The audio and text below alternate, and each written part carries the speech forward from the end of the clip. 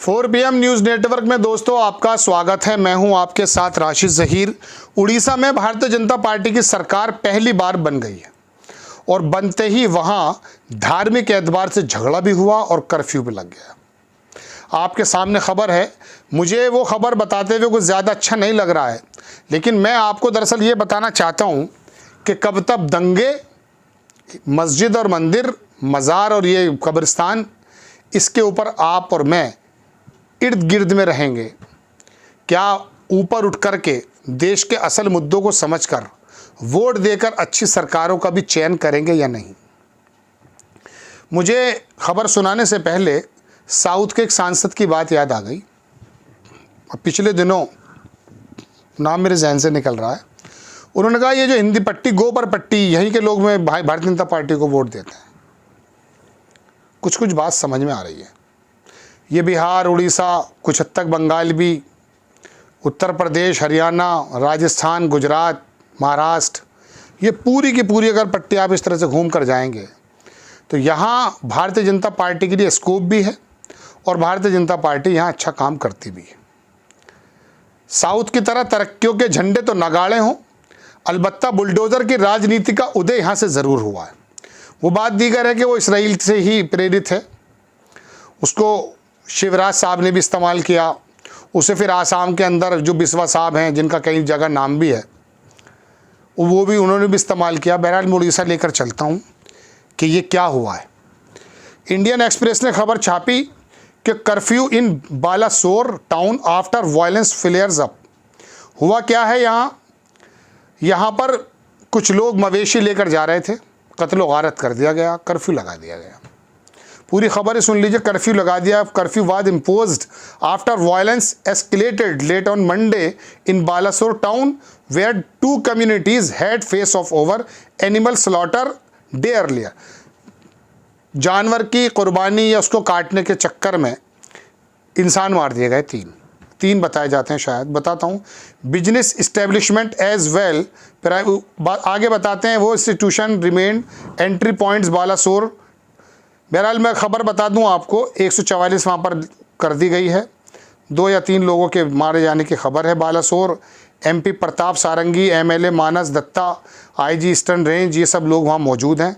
Severe stone pelting भी हुई है, वहाँ पथराव हुआ है। रिपोर्टेड इन गोपाल गोला पोखरी, मोतीगंज, बाराबती सिनेमा। यहाँ पर बालासोर का जो MP प्रताप सारंगी हैं और MLA मानस दत्ता हैं, IG eastern range Deepak Kumar, collector Ashish Thackeray and SP, सब लोग डिस्कस कर रहे हैं। मीटिंग की उन्होंने और कंट्रोल करने के लिए। अच्छी बात है, कीजिए। लेकिन वो जो जहर पैदा हो गया है लोगों में और इस तरह के मार काट शुरू हो चुकी है, इसमें एक शीतल पी सिंह पत्रकार अच्छे हैं, वो लिखते हैं। उन्होंने लिखा कि उड़ीसा के बालासोर जनपद के कुछ हिस्सों में कर्फ्यू लगा दिया गया है। बकरीद के मौके पर कुर्बानी को लेकर दूसरे समुदाय के विरोध के कारण 2 गुटों में पथराव हुआ है। उड़ीसा में बीजेपी की सरकार बनते ही इस तरह की ये पहली घटना है। उड़ीसा में मुस्लिम समुदाय की आबादी पूर्वोत्तर के राज्यों में सबसे कम 2.17 है।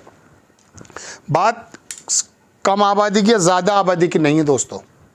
बात यह है कि जो नफ़रतों का जहर फैलाया जा रहा है, ये कहाँ से आता है। बीफ एक्सपोर्ट में ब्राज़ील को पछाड़ करके भारत नंबर 1 भी हुआ है। दूसरे नंबर पे तो अब भी होगा गालिबन। एग्जैक्ट रिपोर्ट मेरे पास नहीं है, लेकिन नंबर 1, नंबर 2 पे रहता है। गुजरात के पोर्ट से तमाम बीफ एक्सपोर्ट होता है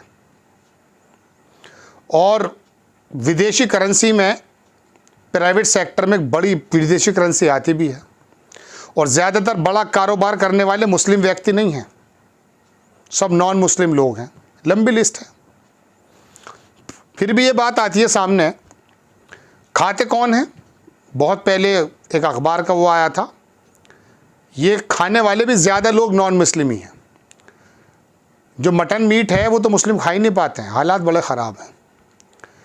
लेकिन अब बकरीद आएगी, तमाम दुनिया के लोग, ये तमाम जो लोग हैं, ये आकर के नई नई बातें करेंगे, जानवरों के बारे में ऐसी वो करेंगे, तो खाना आप बंद कर दो ना। भारतीय जनता पार्टी की सरकार है, बीफ का एक्सपोर्ट बंद कर दो। करो, क्यों नहीं करते?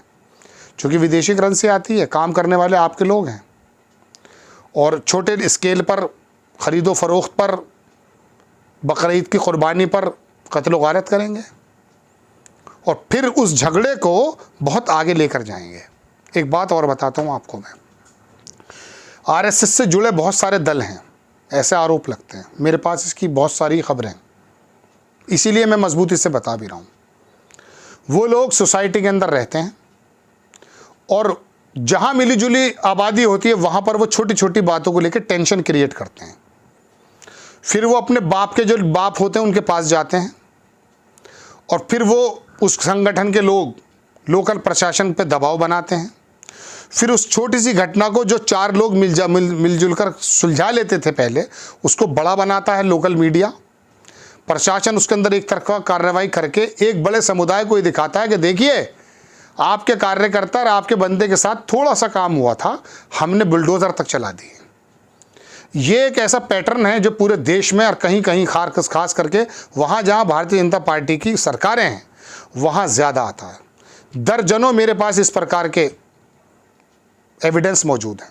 आपने देखा था वो नरोत्तम मिश्रा, वहाँ का जो गृह मंत्री था मध्य प्रदेश का, क्या बोल रहा था? पत्थरों का ढेर बना दूंगा, पता नहीं कहाँ है। एक आदमी को तो ऐसे पकड़ा मध्य प्रदेश में कि पत्थरबाजी पे, जिसके दोनों हाथ नहीं थे। वहाँ की लोकल पुलिस को डूब के मर जाना चाहिए कि एक ऐसे आदमी को पत्थरबाजी में, वो पैर से पत्थर मार रहा था, मुंह से पत्थर मार रहा था। सोचिए, पूरी दुनिया में हंसी उड़ी इनकी। कहने का मेरा मतलब ये है कि ये जो छोटे छोटे, मैं काबिल ज़िक्र भी इस बात को नहीं समझता, मैं ऐसी खबरें नहीं बनाता, आप देखते हैं, लेकिन मुझे मजबूरन ये बताना पड़ा कि उड़ीसा में पहली बार आप आए हैं और आपने कर्फ्यू लगवाना शुरू कर दिया है। और बकरीद जो मना रहा था नवीन पटनायक, 25 साल 20 साल से जो शानदार वहाँ काम चल रहा था, क्या कर दिखाया आपने?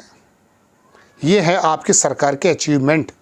लेकिन इस मैसेज से वोट बैंक साधा जाता है, ये है असल राजनीति। लेकिन आप यकीन मानिए, इस राजनीति को देश के लोग समझ चुके हैं, एक बड़ा तबका तो समझ चुका है।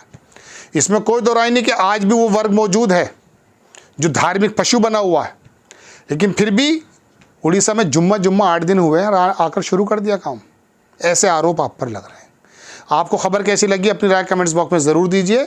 चैनल को सब्सक्राइब कीजिए, शेयर कीजिए। नेक्स्ट टाइम में किसी खबर के साथ हाजिर होता हूँ। जय हिंद।